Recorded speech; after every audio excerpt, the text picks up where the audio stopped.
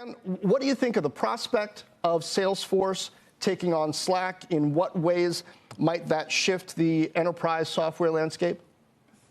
Look, I think this would be an aggressive but smart move for Benioff if they went down the direction. I mean, Salesforce continues to expand their portfolio. We've seen that with Tableau. And it would make a lot of strategic sense as they're looking to further penetrate, specifically on the collaboration front. Slack obviously is a unique asset that they can go after.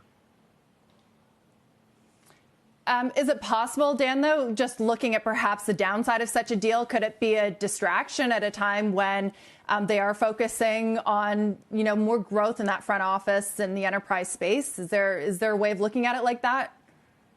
Yeah, I think it would definitely raise some of the integration concerns. But I think if you look at what Salesforce has done, how they've navigated acquisitions, I think the Street has a lot of confidence in Benioff and the team to go after assets. But no doubt, they are on the hunt for bigger deals as we're entering a golden age of cloud computing. And I think this is something that's definitely on the radar, if not Slack, another asset of similar type of capability. Dan, would it raise any antitrust concerns? I know we've talked about Microsoft being such a fierce competitor to Slack, but does a Slack-Salesforce combination, just divvy up the field into two players? Would that be too much for regulators? Yeah, I think it does maybe raise some eyebrows on the antitrust front, especially given more and more focus within the Beltway on antitrust. Now, if you look at Salesforce, obviously Microsoft with Teams, I mean, that would be a two-horse race. And I do think Slack views it as they see a challenge competing more and more against Microsoft. And then they've talked about that.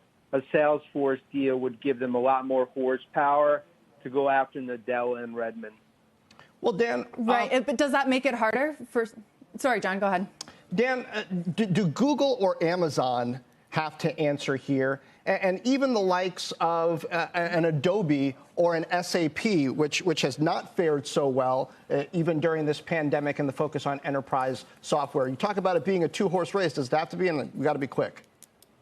It's a great point because I think this would be a shot across the bow. I think Kurian and Google would definitely have to accelerate their acquisition strategy. And to the previous question, I think there is an antitrust view here that would be more and more scrutinized, but that would be a shot across the bow to Google where they'd have to get that M&A engine running. Dan Ives from Wedbush, great perspective. Thank you. Shepard Smith here. Thanks for watching CNBC on YouTube.